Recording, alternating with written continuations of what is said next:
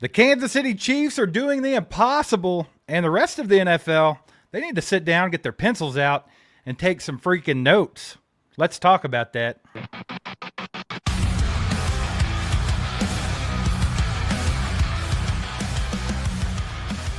Chiefs Kingdom. What's up, baby? Noah Gray here, tight end for your Kansas City Chiefs.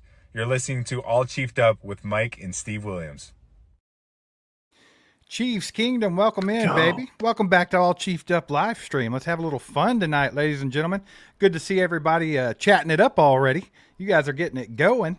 Appreciate y'all being here. Do us a favor. Hit that like button. It takes 2 seconds. It'll help get this out to more people, and we can have a good Chiefs discussion tonight. Mike, how you doing, buddy? I'm doing good. The guys are back at camp. They just got in tonight. Andy had a little presser. We're going to jump into that in a minute. We got a lot of stuff to talk about. A lot of info dropped today. We're going to cover some of that. A lot of contract stuff. We got more stuff happening yesterday. Big news, baby. Big news. Yeah, so we'll get on that in a minute. Before we get going, thank you guys for being here. Hit that like button if you haven't already. If you notice, we've got the top fans thing going. The community top fans that YouTube has rolled out. You get XP. They count XP. So every time you talk in the chat, talk to somebody in the chat, you get XP. You get XP for donations. You get XP for super stickers, things like that.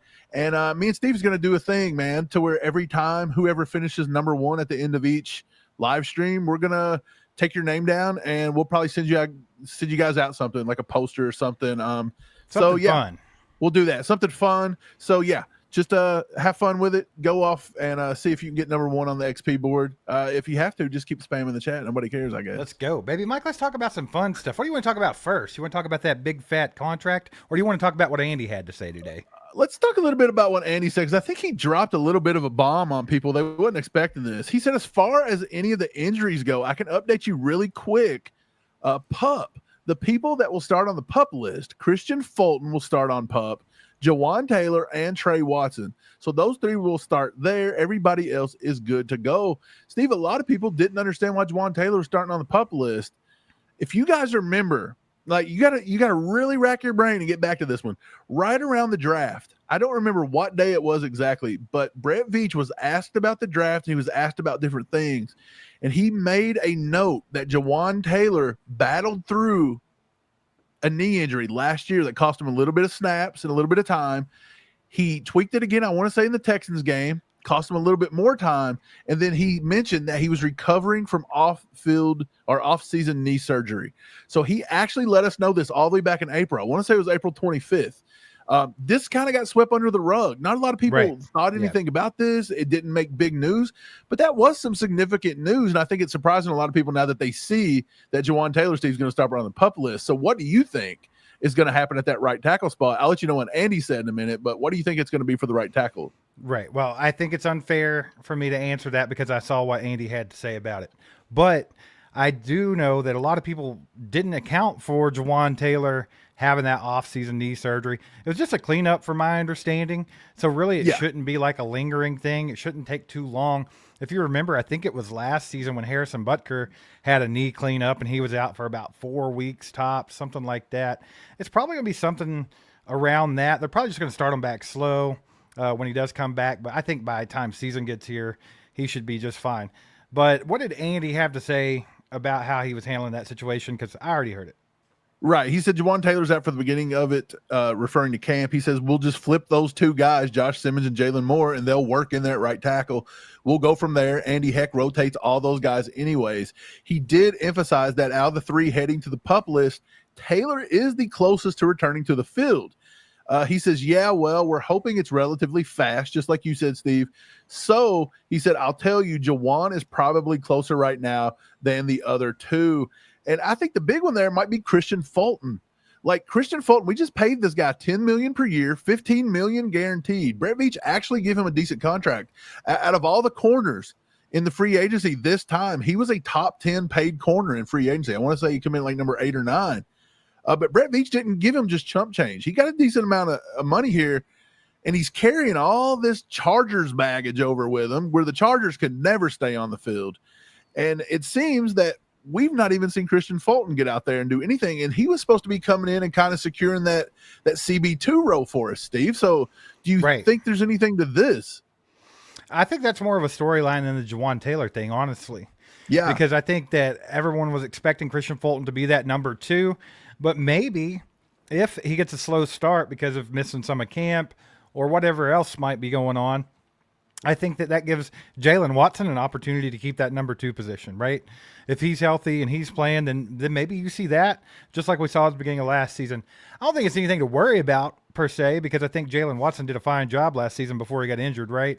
So it's not like a huge deal, and I do think Christian Fulton will be back in a reasonable amount of time, but I'm not going to worry about it. But that could kind of switch things up, because people really thought he was going to come in and take that.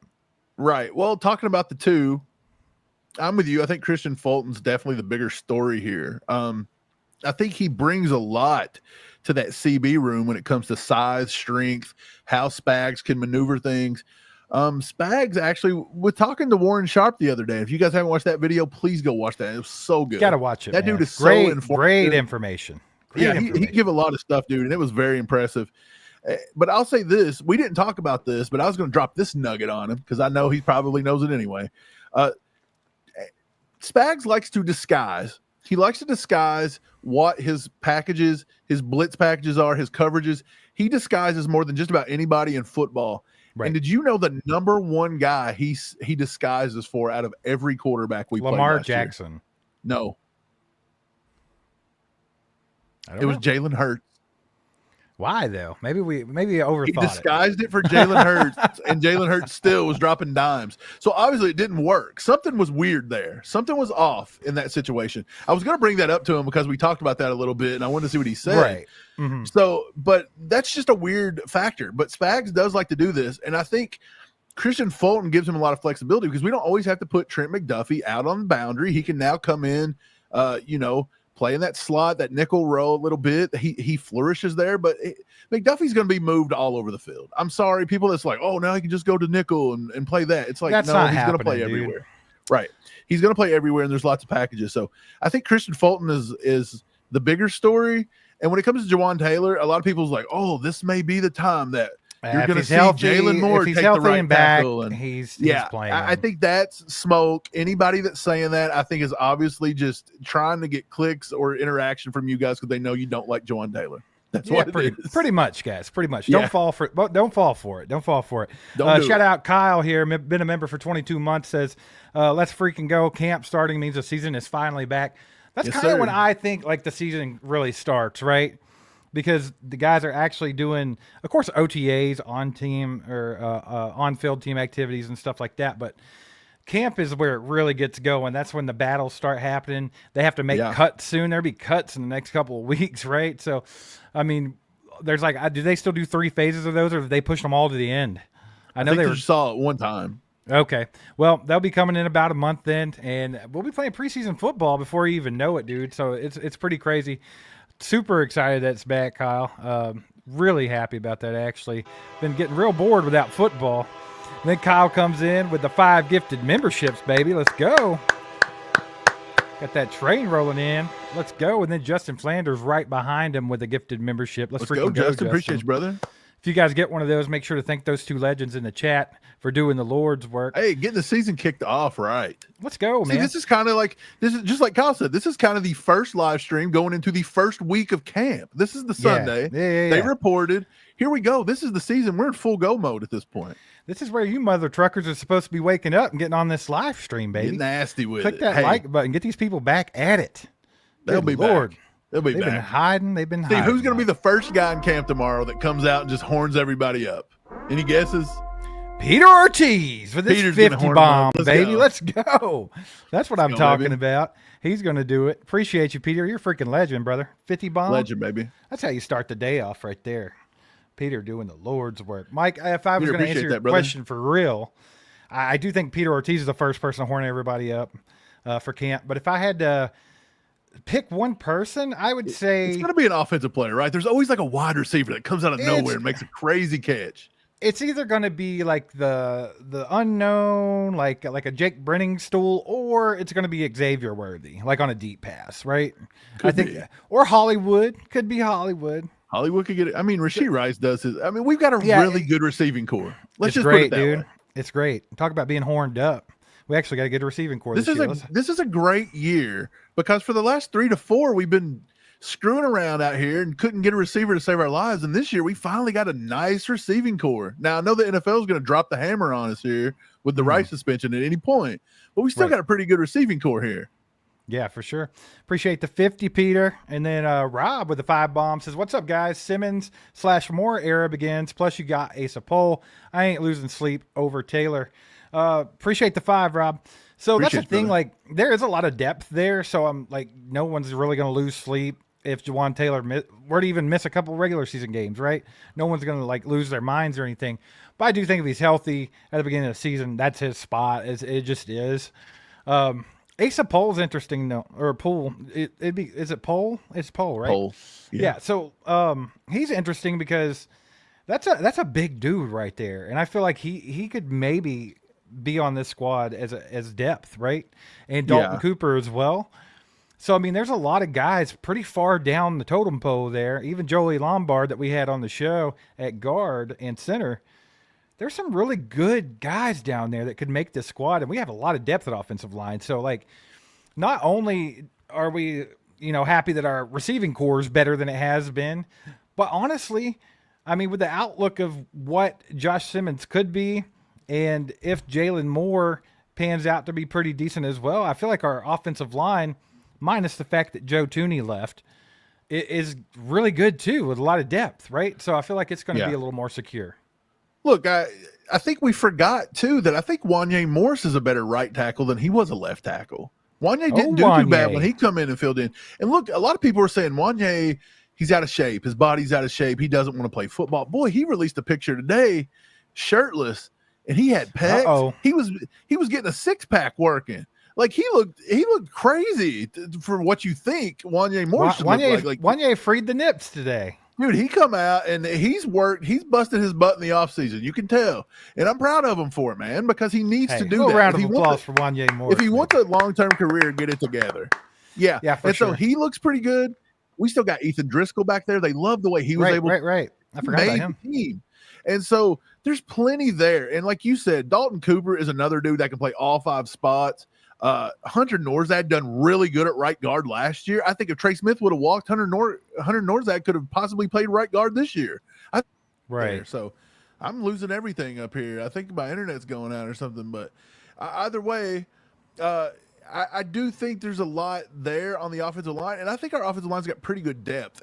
Like, you got to feel weird that we're still rotating left tackle and left guard a little bit because of injury, and now you got the right tackle injury kind of thing. But I think this is all like very minor stuff, and they'll get it together. Yeah, I'm super excited about the whole thing. Appreciate the 5, Rob. And then we got Chief Royal Hawk, been a member for 11 months now, says finally made a live stream on time. What's up, AZU crew? Let's freaking go. Hey, way to make it on time, baby. I'm not on time for anything ever, if you guys notice. 11 months. Appreciate that. Yeah, let's go. I'm never on time for anything. If you notice, we started the live stream a few minutes late, but that was for other reasons. But yeah, man, Mike, if Mike's volume's a little low, can y'all let us know in the chat? I actually removed that weird echo cancellation thing that they normally stick on your mic when you don't know it, and I think that's why you've been cutting out. So we'll see. But you guys let us know how the volume goes on that. Let's see. Shout out Perry with the 14 months membership. Let's freaking go, Perry. Here's some gas for the best podcast for that ass, baby. Don't forget it. Appreciate you, brother. We can use all the gas we can get, right? Man, it's pretty discouraging doing YouTube, right? You kind of get beat down because you work your ass off. Like, dude, I'm serious. Like, probably a good 60 hours a week that you're just doing on content, right? Like editing everything. A lot. And then, of course, like I work another job and stuff like that. And then you get these people, man, that you can't please. You just can't do it. And it's like, man, what is wrong with y'all? Dude, can I tell you a fun stat I seen today? Yeah, let's do it. YouTube, if you do YouTube or what, like you may have known, but when you release a video, like you put a lot of time, effort in, you throw up a video, they instantly will throw it up and they'll say they'll compare it to your last 10 videos. So it'll say, congratulations, 1 of 10. They'll throw out this confetti, which just makes you feel good. Yep. But then you work your ass off and you go on there, it's a 10 of 10. And it actively brings up like a middle finger. It's like, yep. So you hate it. But then what else discourages you about YouTube is the first thing it shows you is comments. And you would be like, why is that a bad thing? And this is the stat I seen, Steve. Out of all channels on YouTube, It says that the majority of channels will have a 90 to 10, somewhere in that range, on likes to dislikes. So people will like your channel and they'll like your video, so that'll be high. But it says when it comes to comments, you're 80% more likely to get a negative comment. People will be rude to you as a comment. Of course. So the first thing they do is they show you that you got an 8 of 10 video, and then they show you 20 negative comments about everybody telling you how you suck at life. And then they're like, but you go ahead and keep it going, baby. Keep that motivation going for us. Yeah, motivation. They don't know how to do the motivation. Mike, I'm going to be rude to you right now. I'm cutting you off with a 2-bomb from Sammy, and I also want you to turn your volume up just a little bit. It's like weird always is. So I don't know that setting was screwed up, so you need to adjust. Okay. They said it's a little low. I'm up. Sammy with the 2-bomb says, should we let Rice walk in order to pay McDuffie? So I guess that's probably like the next talking point, right? Or like if you can add some drama, sprinkle some drama into what's left with the contracts, I think this is where it lies. And here's my thing. I think a lot of things play into that. First of all, I think Karlaftis getting paid today, which we're going to talk about here in just a little bit, huge. I think that had to be done. I think McDuffie's next in line here. Do I think they'll pay Rice? Probably. As long as he can stay out of trouble, gets through all this, they might. But at the same time, it really just depends. Like, how good is Jalen Royals?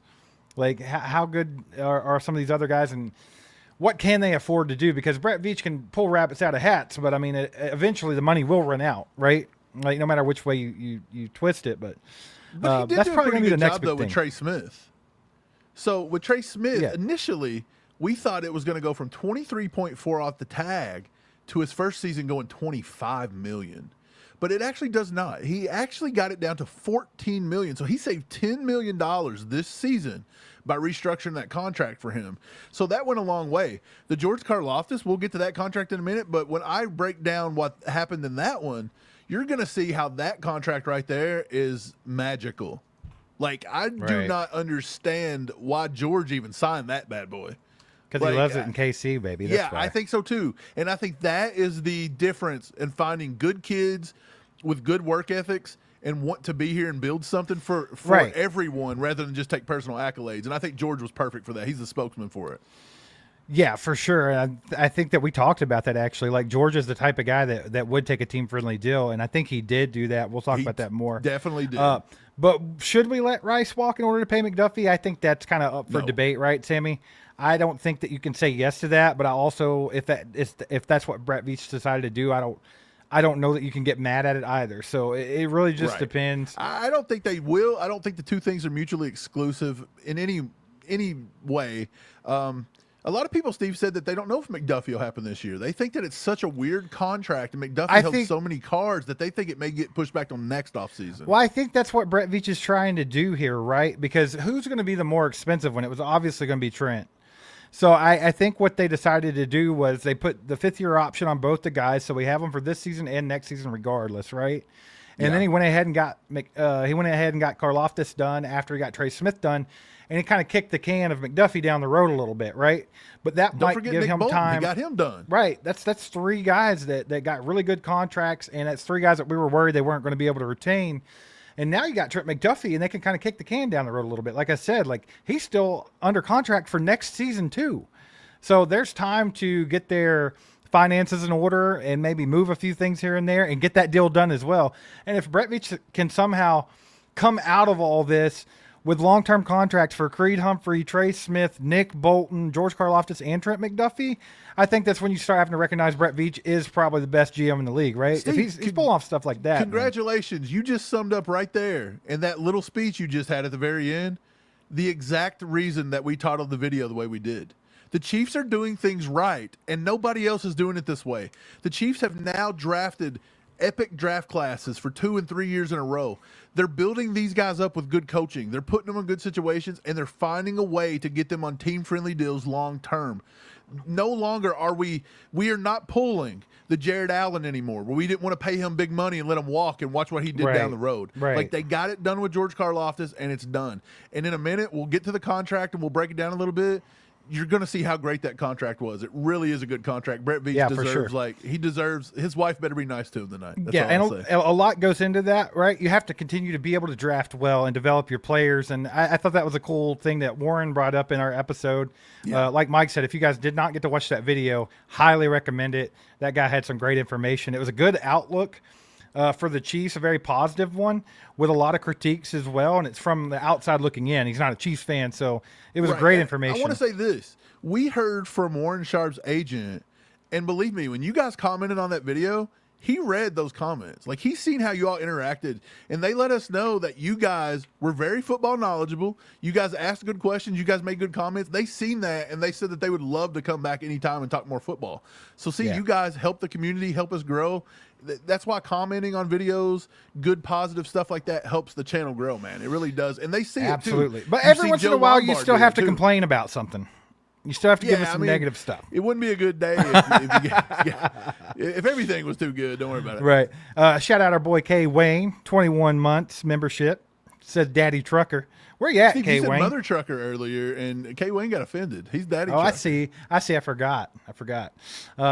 Shout out K Wayne. We'll be seeing you soon, hopefully. By the way, we'll talk about that in a minute too. Greg Goodwin with the 5 bomb says, "Are these big contracts going to hurt us down the road? I love these guys, but too expensive." I honestly, I was on the fence about the Trey Smith contract. Love Trey Smith. I don't necessarily like resetting the market for a guard. But I do understand why they went that route. Because, I mean, you're trying to protect Patrick Mahomes. Trey Smith's really good. He's solid. He's been here. He's just a good kid. And then on top of that, he's a good player.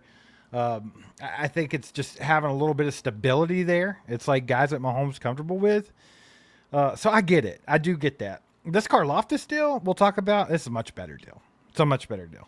But appreciate the 5, Greg. Good to see you, by the way. Though, the way Trey Smith went, Greg, is Trey Smith, after 2 years, Brett Veach kind of has a little wiggle room to either renegotiate, restructure, push something. They could even get off of Trey Smith if they wanted to in 2 years. Now, I'm not saying they will, Right.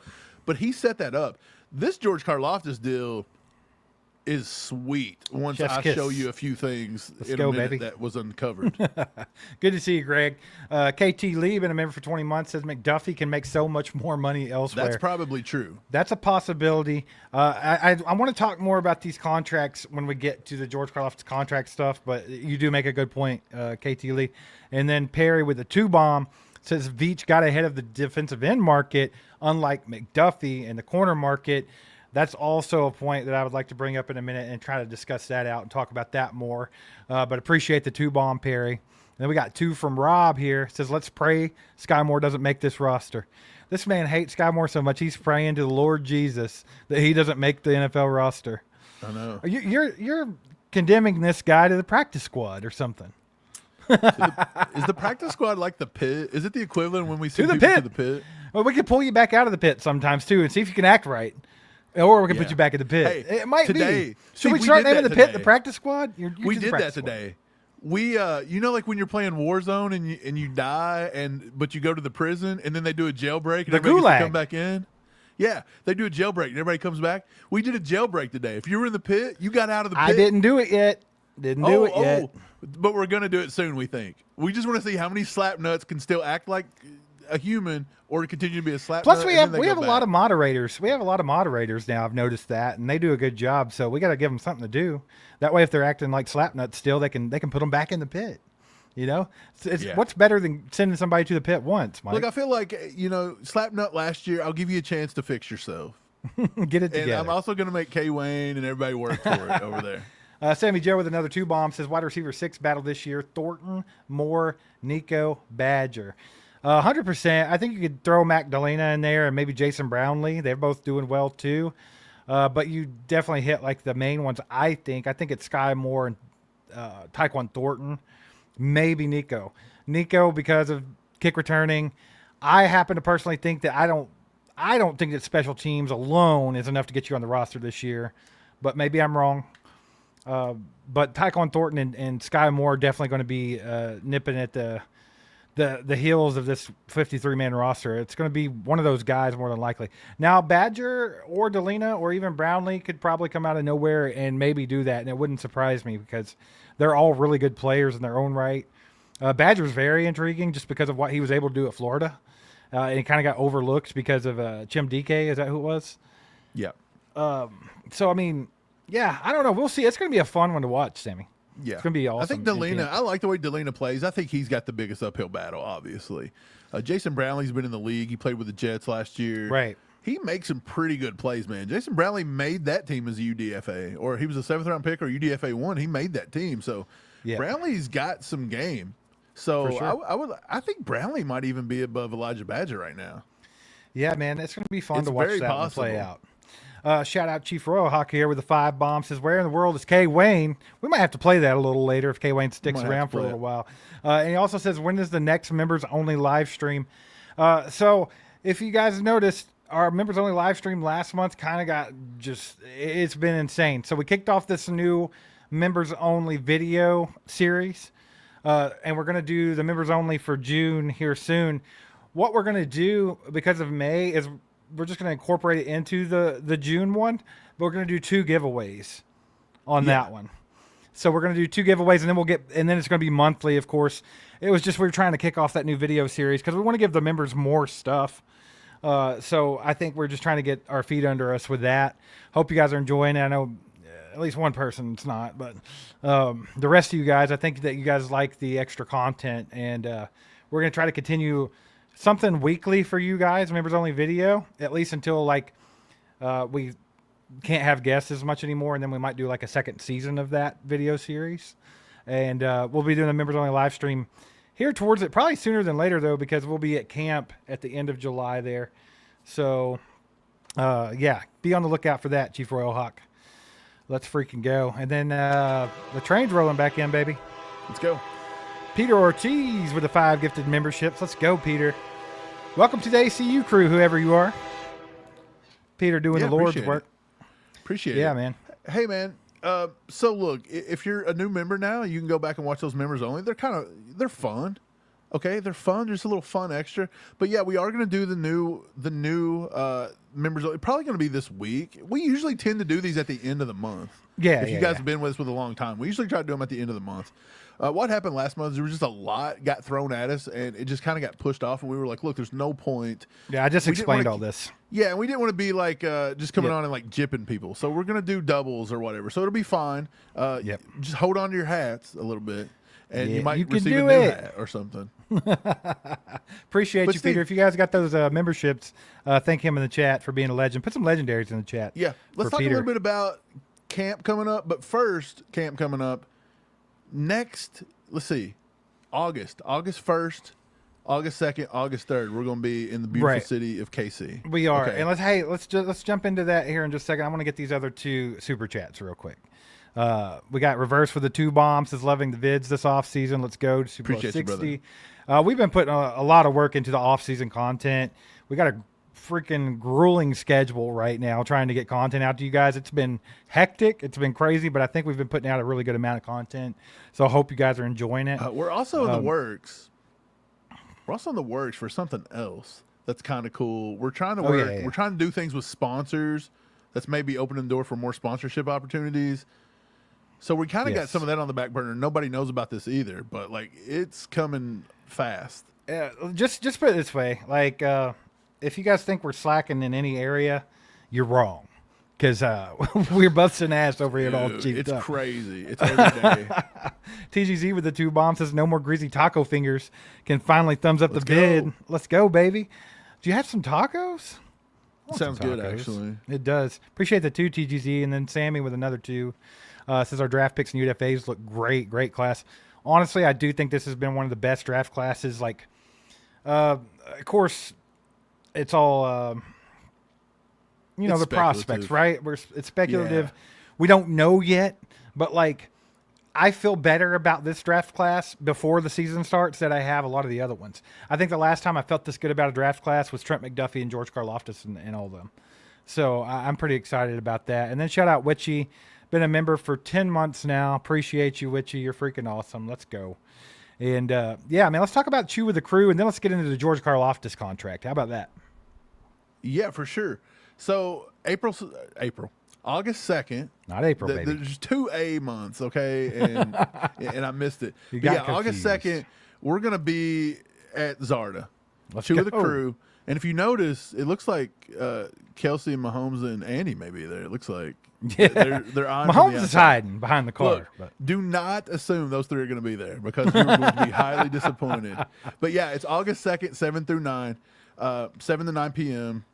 Look, it's always a fun time. We meet everybody, we hang out, everybody comes. You can eat if you want. All you got to do is go to the place, order, get your food. Like, nobody's like, you know what I mean? Like, it's not like this crazy thing. It's just it's total very chill. informal. Very informal. Yeah. And it's just a good You time. get to meet everybody. I mean, everybody will come out, talk to each other. It's a cool time, man. You get to Some meet of the you guys, community. a lot of you guys have been there. You can ask them in the chat, man. It's a good time.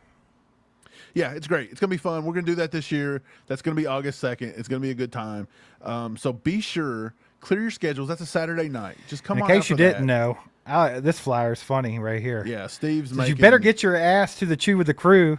And Andy says when and where. And Mahomes says, hey, this is Art of Barbecue. I want to know why is That's a good one. Kelsey being so freaking aggressive over it though. Because Andy wasn't going to go. He don't want Andy to miss out. He's He's friends gonna with chill him. out a little bit. He's just looking though, out you for his know? boy. He's looking out for his boy. Okay, if you think so.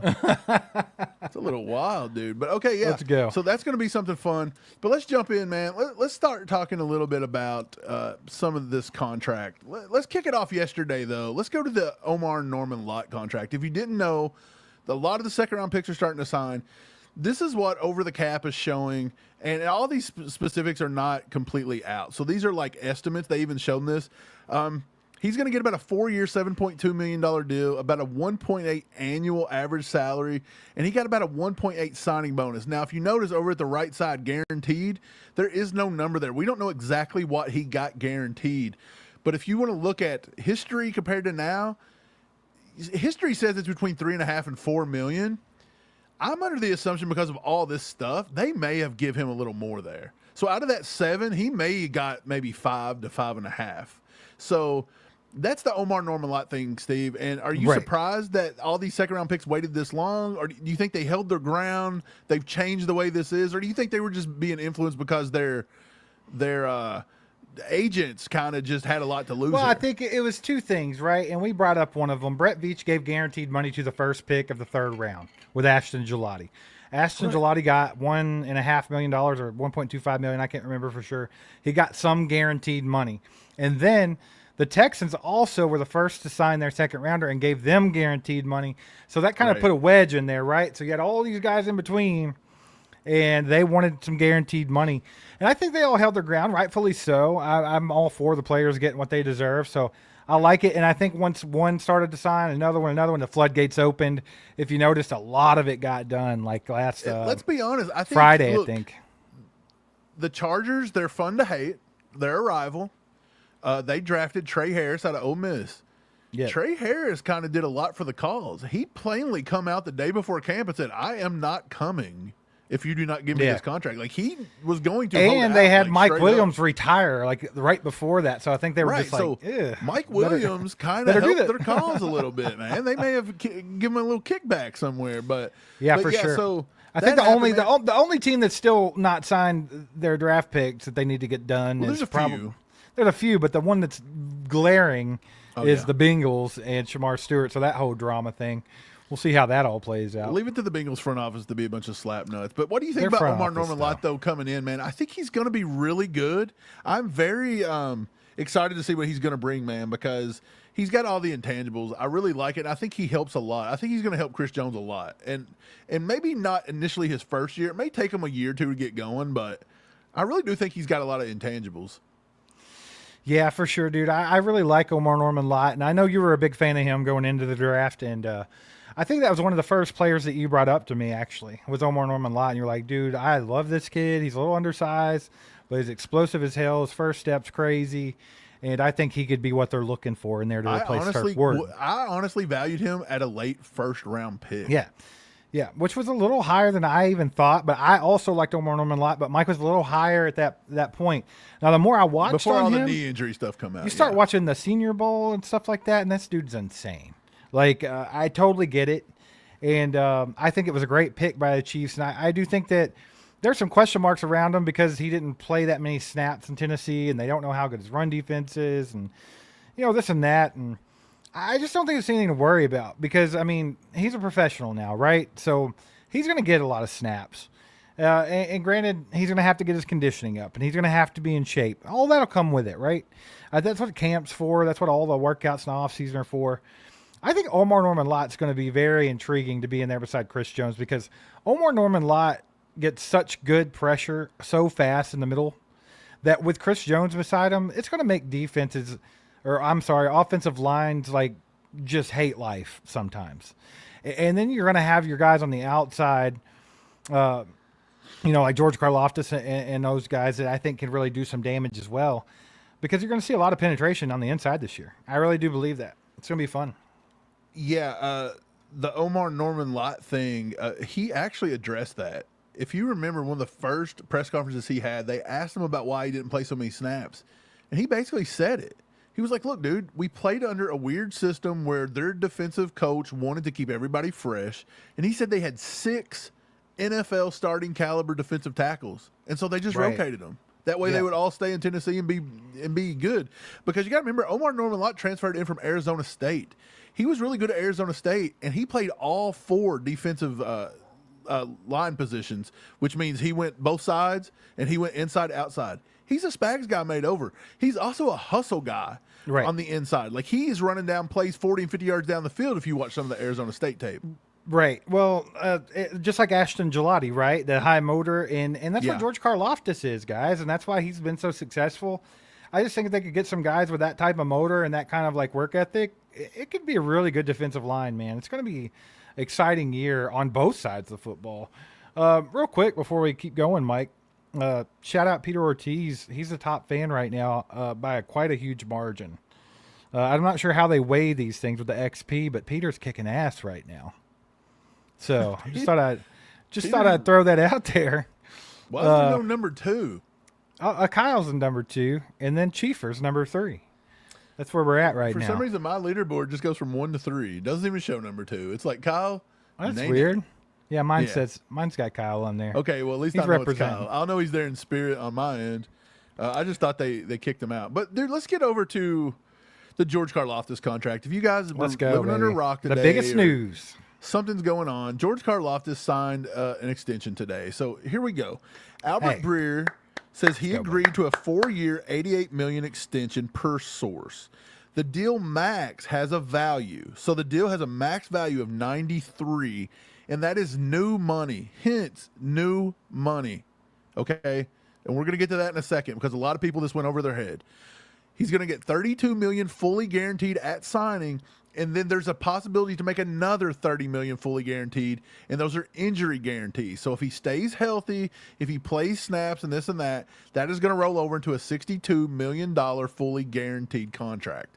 So he goes on to say this: the totality of the deal is 105.5 over 6 years.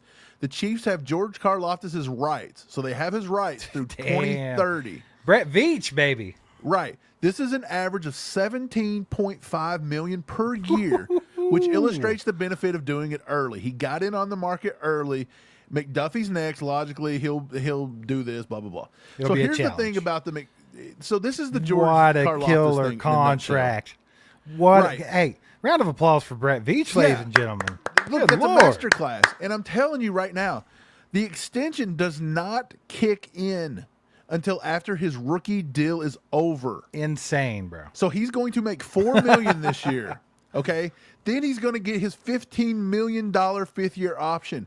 And then he gets 4 more years. Okay. Yes. So it's basically a 6-year deal worth $112. George is going to be a Chief, baby. That's all you got to know. So it's basically about 6 years, 112, about 18 to 19 million, somewhere in that range. And dude, I'm telling you right now, it is such a steal. And I'll bring this up. In the year 2026, with this contract, the first year this contract goes into effect, basically, essentially, George Karlaftis is going to rank number 7 in the NFL in total guaranteed money at $62 million. And that's coming if he fully stays healthy, because that was part of the deal that we just heard Albert Breer explain. I don't know if that's him staying healthy to get it. I think that he actually there's like an injury clause there. Like if he gets injured or something like that, he still gets the $30 million. Yeah, exactly. But I mean, it'll come in on the contract. It don't initially hit it now. Right. So it'll hit it in 2026. And so at $62 million, he's number 7. So he is already 3 spots away from going out of the top 10 defensive ends by the year of 2026. So we're talking next year. George Karlaftis is only the 7th highest paid on guarantee. Well, this is not average annual. Okay, I started to say because I think he's 10th on average right now. So I'm just trying to say guaranteed money, because this is the only thing the Chiefs owe you is guaranteed. Right. When you get to 2030, he's at number 3, right? He's going to be at number 3. But if you look, all the contracts have disappeared except for Myles Garrett and Nick Bosa. And do you want to know why? Because Brett Veach has essentially done this contract before all these next guys are going to renegotiate. He's done the wave. So essentially by 2028, 2029, George Karlaftis will not even probably be in the top 15 guaranteed defensive ends the way the market's going to reset. Right. Especially with the TJ Watt thing. So this proves how good of a deal this is for George Karlaftis. We are getting a stud edge rusher that's got a lot of ceiling left to get to. Right. And he's not even going to be a top 15 guaranteed player probably by 2027. Insane. Which means George could probably hold out. No, Insane. Yeah, it's an amazing deal. Now, the first question that comes to mind, George got an extension, and the first thing everybody wants to say is, well, how much cap space does that leave us for this season?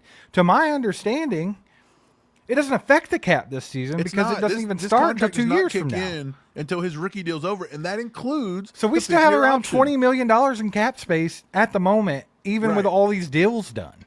Like, Brett is killing it. He could maybe, if possible, I know McDuffie's going to be a bit of a challenge there, right? Because the corner market is hot right now. It's been going crazy. J.C. Horn, Derek Stingley, Sauce Gardner. Yeah, all these guys that just keep resetting the market. And McDuffie deserves to be paid about the same as those guys. He really does. To me, he's the second to third best corner in the league right now. We'll say 3, just to not sound like a homer. But I think that he's up there and he deserves that kind of money. Now, can Brett Veach work some of his voodoo here and get him to do something like George did? Because I didn't even see that coming. I'm just going to say, I thought, first of all, shout out Pretty Ricky, because he called this again right after the Trey Smith. He said they're already working on one with George, and they were. So the thing about it is, could they possibly go ahead, be in talks with McDuffie and have something lined out for the future that we're not even thinking about? Because possibly. I thought George, the extension, like I said, Pretty Ricky brought that up right after the Trey Smith thing. He was like, "Hey, it's white boy summer. The edge rusher George Karlaftis is getting ready to get paid." Right, because a lot of people thought it was going to directly go to McDuffie next. Right. So he said that, and I was like, okay, they could do that. That's smart, right? But I didn't realize that Brett would be able to pull off something like this. I thought that this was going to be something different. To me, George gets paid a pretty good amount. He's somewhere around 18 annual. Like 62 million, 63 million, whatever that was. That is great money. That is generational Does it blow wealth your upon mind? generational wealth. I'll tell you what blows my mind, Mike. I'll just throw this out there. The fact that Trey Smith is going to make more money annually than George Karlaftis is almost mind-blowing to me. And not because compared to an edge rusher. Exactly, that's it. You don't even have to say their names. You can just say, guard and edge rusher. And the fact that we were able to get Karlaftis for that money, dude, that's like that goes to show you what kind of a player George Karlaftis is. He's going to be a loyal guy. Like he's loyal and he's not greedy. And he's going to take a team-friendly deal, and he did, and it's awesome. The thing about it is George got paid. So he did get paid. There's a difference between getting paid and just wanting to be a horse's ass like Tyreek Hill was. He was going to get paid plenty to be here. Exactly. And instead, he chose his fate, and he cries about it every other week. So it's like, look, take the big money because it's still big money. You don't have to get $3 million extra dollars, okay? Like, you're going to be fine with your 62 mil guaranteed. And the deal's worth like 115 or something like that, or 105.5. I don't remember what it was. Right. But still, you're going to make a great living here. And George Karlaftis has a lot of upside, Steve. He comes alive during the playoffs. He's good. He's a relentless motor. He's young. He's still just 24. Do you realize he is younger than 24 guys? He's younger right now than 24 guys that was just drafted back in April, bro. It's insane, dude. And we got him on a second contract for this money, and people's out here still saying this is a bad contract. We paid him too much. Dude, anyone saying Wake that up. literally just should stop talking about Yeah, football. wake up. If Yeah, anybody dude. says it's a bad contract, look, don't listen to him anymore. Look, man, I haven't looked around the Chiefs space. I haven't looked at other creators. I haven't really looked at any of the news sites, anything like that, any of the writers. But if any of them are trying to sell you that this was a bad thing, right? I don't think anybody is going to just try that. look directly into my eyeballs. Don't ever watch another minute of their content because they are idiots. Just do not. Yeah, because look, this is crazy. Nobody's going to take that stand. Surely, nobody's going to take that stand. If But they just a do, though, I'm pre-warning, telling if they you. do, good God. Just don't listen to them. Mike, what else we got going on, my man? I know there's a couple more things that Andy talked about today. Yeah, I think the other big one was just the Rashee Rice thing. People asked him about Rashee Rice. They asked him how the team was going to handle it going forward and what he thought about the suspension. So Andy said this one. He said, as far as Rashee goes, it's obvious news. We're going to progress as normal with him. So they're just going to go as business as usual. They said he's going to go in. He's going to take all the reps that he would usually take, Right, and then they're yep. going to rotate like they always do. So he says, depending on what happens here in the future, whoever needs to play will be able to step in, Sky Moore, and they'll know what they're doing and be in good shape to do it. But we're just going to, like I said, progress as normal. And so then he went on to say this. He was asked about his suspension to the NFL. Andy said he has not been in any communication with the league at this point, and he says, no, I don't have anything on the Rashee Rice suspension. Right. So they know it's coming. I want to say Matt Derrick or somebody come out and said that somebody inside the team expects 2 to 4 games, but they're going to go into camp. Rashee Rice is going to take all of his reps. They're not going to sit him. They're not going to do nothing weird. They're going to let him come in, take his reps. They're going to rotate. They're going to find the best 6, 7 receivers, whatever it is. They're going to get them prepared, and that's going to be it. It's business as usual. Right. Dude, I'm just really excited about how everything's playing out right now. I'm going to be honest. Like, it sucks coming off a Super Bowl loss. That was a gut punch. Everybody wanted to see the three-peat happen. But, like, the way that this team is still just business as usual, still looking big picture, still looking at dynasty, still looking at the entirety of Patrick Mahomes' career, and the way that Brett Veach is building this roster, dude, I'm just excited. And I think that, like, the Rashee Rice thing, even if he gets suspended, it's just a little blip, right? It's just like a little hang-up, but nothing to even worry about. Like, this thing's just setting up great, and I'm really excited for this team, dude. I can't wait until camp kicks off just to get it rolling. If the Eagles, losing to the Eagles, so if it took a blowout loss to the Eagles to put us in a bad space, right? I think that for me, the offseason could not have went any better. Like, No. because if you think about it, we went in not knowing how these injuries were going to play out, what was going to happen with Rashee Rice. We didn't know what the wide receiver room was going to look like. We didn't know if we were going to be able to sign all of these players. Think about it. We ended up getting Nick Bolton back. They tagged Trey Smith and saved some time there. They were able to sign Christian Fulton in the offseason. He got the best left tackle he could get in the offseason, then turned around and got the best left tackle in the game to fall to us. Right. He wraps it up with a great draft class. He comes out of it. He gets Trey Smith re-signed. He gets George Karlaftis extended. Like, all of our receivers. Rashee Rice come back healthier than we thought he was going to do. Hollywood Brown got re-signed back in the offseason. We got him back this year. Right. We were able to pick up Jalen Royals at the end of it. And then, Dude, Brett we've Veach just getting been ahead of these blessed contracts, with a great too. offseason. Brett Veach getting ahead of these contracts because, I mean, like, literally all ears to the ground. Anybody that, gets any kind of rumblings from the team, they're trying to get Trent McDuffie done before the season starts, too. And if they were to be able to get all that done, it's just insanity. Now, like, Brett Veach has worked overtime this offseason. I tend to think they're going to try to kick that one down the road a little bit, and here's why I believe that. Not because McDuffie don't deserve it, not because it can't get done. I think McDuffie, now, obviously he's going to be a hotter. The longer it takes, though, Steve, it's going to be a lot more money. Is it, though? So that's what I'm getting to. Like, I think that McDuffie's a hotter commodity than George Karlaftis. I mean, overall, you're talking about the top 3 corner in football, and corners are going for a premium right now.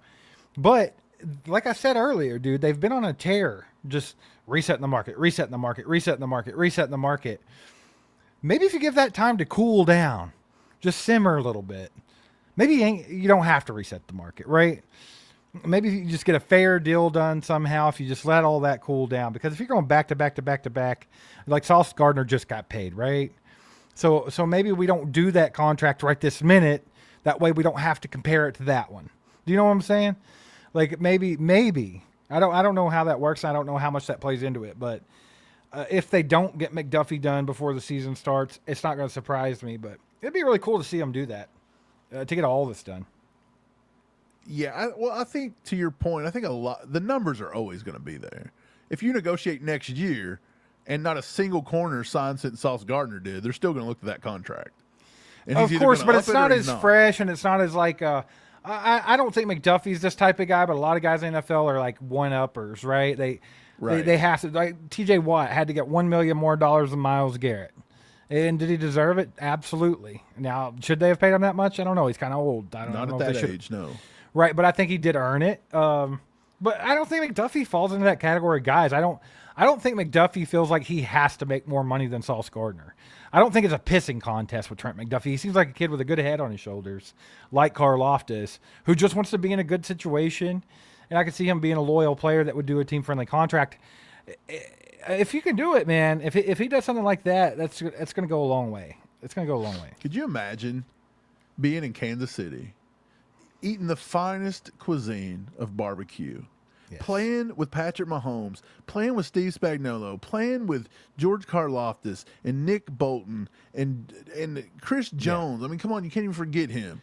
Did you even say Kelce? All these guys. Did you even say Travis Kelce? Listen, well, not yet. I was getting to it. You got Andy Reid, the best coach. You got Travis Kelce. You've got all these guys. Okay, just this dynasty that you're a part of and that you're helping build. But for a few extra dollars on the back end, you're going to take yourself to some shithole like Detroit? Like, come on. There's no way. I do not in any way think Trent McDuffie's that guy. I think Trent McDuffie will sign for what Trent McDuffie thinks is fair, and I don't think he'll try to reset the market. Now, look, the Chiefs could do it just to be nice to him, but I don't see them doing that with a corner. Well, I honestly don't. They want to give a fair contract, right? And he's earned every penny that he gets. Nicky with the 2-bomb thinks that he's going to reset the market no matter what. So we'll see. It's a possibility. Well, he's got several ways he can reset the market, right? Like you could do high average annual. You could do guaranteed. I think they want the guaranteed is what it is. That's the big thing right now with players. And it makes sense. I get why they want that guaranteed. So look, money. George made about 60-some million guaranteed, right? What was it, 62, 63? Yeah, 63 total. So, look, McDuffie was drafted probably, 10, 12 spots higher? Mm-hmm. I mean, I could see McDuffie getting about 73, 75, 78 million, somewhere in that range guaranteed. Yeah. Sorry, Sammy, I missed this one somehow. But she had the 2-bomb. It says team friendly. We should let George retire here. 110%. I think George is going to be a lifer. I do. Like, he just seems like a very loyal dude. And I think that there's a lot of things that kind of played in our favor with the George contract, right? Because not only is he something about him and his attitude, just him as a person. Like if you ever watch any interviews, you see any behind the scenes stuff, on top of like the work ethic and just the way he plays the game, just 100% passion, always 110%, balls to the wall, high motor. It's just, he's also like really good friends with Chris Jones. Him and Chris Jones ended up like this. I mean, there's a lot that plays into that. And I think that that's the kind of thing that this team, that's a culture they have to continue to do what they're doing at this level. Because even the New England Patriots didn't have it like that. They just didn't.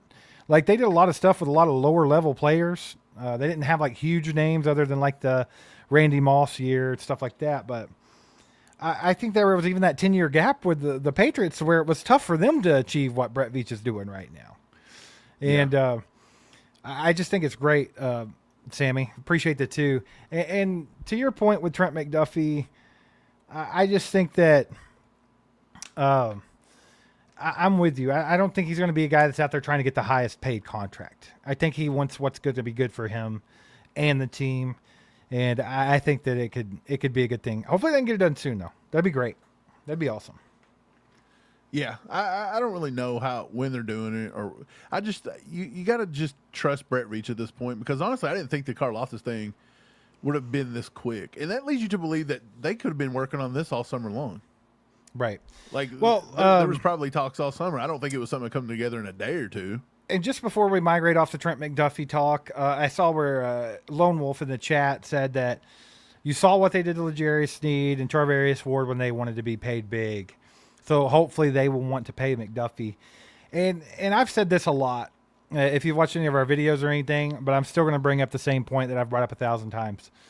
Trent McDuffie, by all means, is a higher tier of a player than those two. I think they both had some really good years, but just from the get-go, Trent McDuffie's a different tier of player. I think they invested more in him. They got him in the first round. They traded up in the first round to get him. So they already invested more. L'Jarius Sneed was a fourth-round pick safety that they converted to a corner. So they got their money's worth out of him easily. They got way more than what they could have ever dreamed to get out of Trent or L'Jarius Sneed. And then Charvarius Ward was a UDFA. Right? So it's like, I don't think that they cared. They didn't have to pay those guys, right? Like, they invested nothing in them. If a fourth-round pick is the most you invested between the two of those, then you can let that walk, right? And sometimes when you look at a player like L'Jarius Sneed, Mike, I think it was pretty obvious to me and you even, like, he's not going to play at this level in a different system. He's not going to do it. He's also an injury-prone guy. He could have problems. And what happened? He went to Tennessee. The system's a little different. He didn't play at that high of a level, and then he's been injured a lot, right? So I don't see that with Trent McDuffie. You see a guy that, knock on wood, is a pretty durable kid. I like L'Jarius Sneed, but you kind of hit the nail on the head there. There's a L'Jarius Sneed view from a fan perspective of almost like this guy was like prototypical corner, can't do any wrong. And then if you look at it from a purely football perspective, a front office perspective, and look at it from a backed away, take the fan out of it, take away that L'Jarius Sneed was a cool guy, liked him. But all those things you said, he was a converted safety to a corner. He led the league in penalties, holding penalties. He led the team in missed tackles penalties every total, single right? season. Yep. He allowed more catches than any other corner his first 3 years in the league. Right. He allowed the most catches when you threw his way. So later, Kyle. He had this beautiful like season that came together on a contract year where this was like the epic thing that happened. And he was playing through an injury that whole season too. Hey. So that made it even more special. But look, he culminated into that fourth or fifth year of just greatness. And Brett Veach and everybody from an outside perspective, when you take your fan hat off, you can almost see that, like, I don't know if this guy can play any better than this. He's going to get all this money. He's got a knee injury that could be lingering. And there's just no point to do this. And I think but the fans really were just, and they were able to get a third-round draft pick out of him. Yeah, and you got a third. And look, fans even thought that was too low. And it's like, come on, you just got Ashton Gillotte for that. That was the fan in people, right? And we tried That's what I'm saying. The fan in people tends to just value L'Jarius Sneed way more than he probably was. First of all, too, and I agree with everything that you said, but I'd like to point out that we're not trying to take anything away from what L'Jarius Sneed did the season before last. Not at all. Because it was a great season. Epic but it was a season from Sneed. I mean, if you think about the things that Sneed was able to accomplish in that season, and then like some little points in the season, he saved the AFC Championship game. Right. With that punching that ball out with Trey, what's his name? Zay Flowers. Like, yeah, dude, like just an epic season by him. And I mean, LJ's always going to have a spot right here for Chiefs fans, 100%. I mean, epic season, but when you look at a big picture, you got to take all that out, right? And I think that's what happened there. And I do think it was the right decision by Brett Veach. Yeah, and I mean, if you look at it, even like you said, the kid that ended up going to San Francisco, that was the UDFA. Yeah, Charvarius Ward, right. Charvarius Ward. I feel like he probably played his best ball here. And I think they knew that. He played pretty good in his second contract, but not like. Right. I don't think it was worth what they paid him, right? Exactly. I think that you get to a point where you get, and they're like, look, it can't get much better than this, so we cannot pay more. We can't do it. You've seen it with Brandon Carr. He ended up going to Dallas and sucked. Right. Yeah, for sure. I mean, it's just it is what it I don't know. is. But I think Trent McDuffie's a little different. Yeah, I think he's so also too. been super reliable too. That's Not what I to was saying. Curse him or anything, but he's been very reliable in knock on- games. Knock on wood, Steve. Hit your head. I got That's it, that baby. woodiest thing I know, probably. Hey, I don't know, baby. Somebody might have gotten to the blue chews. It's about time in here. Let's go. Get Terry with the gifted membership. Let's freaking go, Terry. How about it? Appreciate you. You got that membership. Make sure to thank Terry in the chat. Thanks for the support. And then we got Rob with another 5 bomb here. It says Bash Brothers, George and Ashton. That's another thing, too. Like Marcus Dash, we had him on an episode recently, and he kind of thought maybe they wouldn't pay George if Gelati panned out.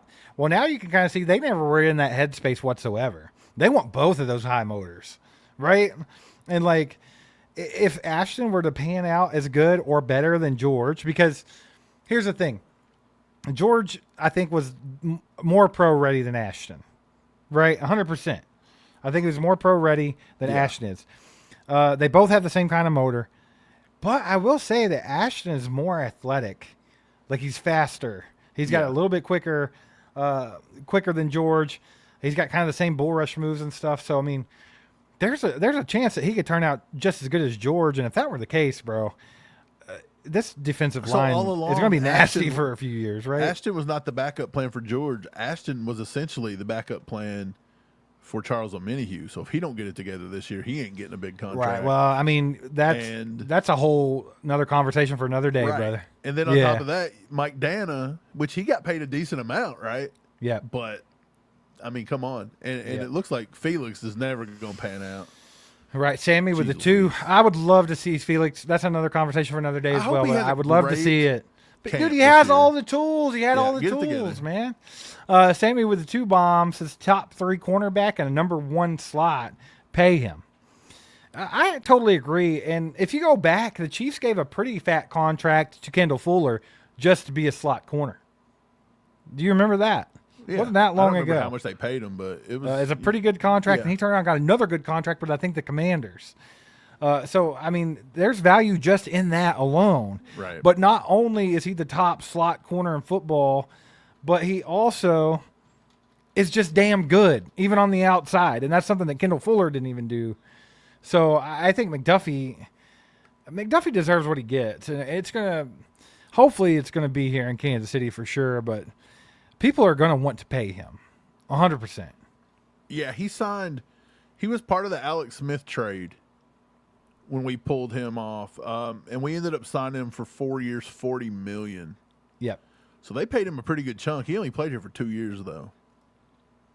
Yeah. It was only a couple years. But, man, super excited about camp getting started. They kick it off this week. So that's going to be freaking awesome. I know everybody's excited. I know we're excited, Mike.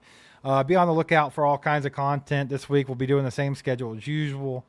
But hopefully we'll have a lot of fun stuff to talk about, man. It's a little bit different. We're not looking for stories. It's not speculative. It's not Speculative. I mean, maybe it could be some contracts if we get McDuffie going, but it's going to be about football is what I'm trying to say here. Like things that happen on the field, we're going to be able to talk about. It's going to be fun. Before you know it, you have preseason starting and everything like that. But before we jump out of here today, I just want to say I appreciate you guys. You guys are freaking awesome. Thanks everybody that's donated, gifted memberships, and all that fun stuff. It looks like Peter Ortiz is going to be the top fan of the day. It's going to be very tough for someone to take that from him in the last few minutes of this live stream. He absolutely slaughtered it. So shout out Peter Ortiz. I think we have your shipping information, but go ahead and email it to us anyway, just to make sure. That way you don't get lost in the sauce. But yeah, real quick, we will be in Kansas City August 2nd for Chew with the Crew at Zarda and Blue Spring, 7 to 9 p.m. Central Time. So make some plans, jot it down in your calendar, get your pencils out, pencil us in, come hang out with everybody and have a good time. Very informal. You don't need to bring anything with you. You can order food when you get there if you want to. You don't have to. But yeah, it's going to be a good time. Everybody be hanging out, having fun. So hope we can have a good turnout this year. I'd like to see it be the biggest one yet. So if you guys can make it, we'd love to meet everybody and just have a good time. Right. I also think Lance and his brother Trevor from the Spoken are supposed to come. So Right. you guys can meet them too. And I think Buck and Bob are going to try to get out there. Yeah. I mean, I'm sure you guys have watched some of their stuff. So, yeah, there's going to be some people. Last year, Cole swung by for a little bit. No guarantees on that one. That was wild that we got Cole to come out. Like, Yeah. I was fun. like, there's no way Cole's going to not work for a little bit and come out. But he did. We suckered him in. So, it is what it is, but it was fun. It'll be a good time. So come out and hang. That'll be Melissa, fun. is that you or is that Bucky? Yeah, Is that who knows? you? But we also, when you come, we usually try to give away posters and different things. So we'll have even like some door stuff, some prizes, not prizes, but like just giveaways that we're just going to give people. So Yeah. we'll have all that good stuff. It'll be fun. It'll be a little bit of community building. I like it. Yeah, for sure. Appreciate you guys. Do us a favor, hit that like button on the way out if you haven't already, and all that fun stuff. Also, if you didn't catch that video that we had with Warren Sharp, I highly suggest that one. I keep bringing that up because you guys should go check it out if you didn't. There's some really good stuff in there. A lot of nuggets from Warren, man. He's a very analytical guy, and I thought there was some really valuable information in that episode that no one in the Chiefs space has been talking about. And I think that you guys would get some value out of that. So go watch that video, and we'll be back with some more content coming up this week. So be on the lookout. We'll see you then. Go Chiefs. Go Chiefs. Wow.